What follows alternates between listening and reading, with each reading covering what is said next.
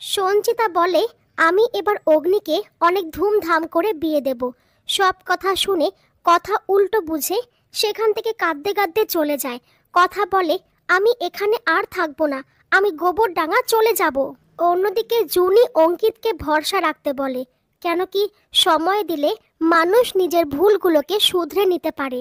অন্যদিকে অগ্নি মনে মনে ভাবছে, কথা যখন আজকে সারপ্রাইজটা পাবে তখন কথা চমকেও যাবে আর খুশিও হবে। এরপর তো আর কোনো বাধা রইল না, মায়ের পছন্দ করা মেয়েই তো কথা।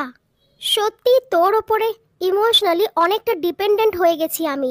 আজকে আমি তোকে আমার মনের কথা বলেই দেব।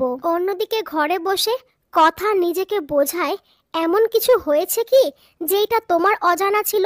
তুমি তো জানতে পাচক মশাই একদিন নিজের মায়ের পছন্দ করা মেয়েকেই বিয়ে করবে।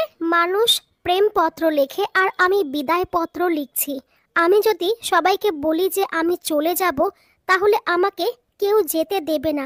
সেই জন্য চোরের মতো চলে যেতে হবে। এই ছবিটা আমার বাকি জীবনে মূল্যবান সম্পদ হিসেবে থাকবে। আলমারিটা খালি করে দিয়ে গেলাম পাচক মশাই। যদি কোনো জিনিস থেকে যায় তবে আপনি জুনির ঘরে পাঠিয়ে দেবেন। চিঠি লেখা শেষ করে কথা নিজের জিনিসপত্র গুছিয়ে বাড়ি থেকে বেরিয়ে যায়।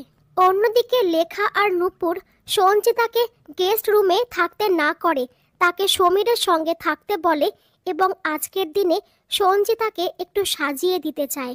তখনই হঠাৎ করে সঞ্চিতার মাথাটা ঘুরে গেলে সঞ্চিতা বলে, এরকম আমার মাঝে মধ্যেই হয়। আমার মনে হয় আমার নিজের কোনো কিছু হারিয়ে গেছে। কথা মা আনন্দের কাছে এসে সবার মঙ্গল কামনা করে চলে যায়।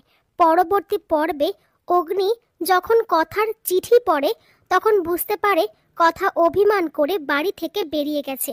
তখন অগ্নি তার মাকে বলে যে এইবার কথাকে আমি ওরই ফাঁদে ফেলবো। অন্যদিকে অগ্নি যে গোবরডাঙ্গাতে কথার কাছে ডিভোর্স পেপার পাঠিয়ে দেবে, সেটা কথা কল্পনাও করতে পারে না।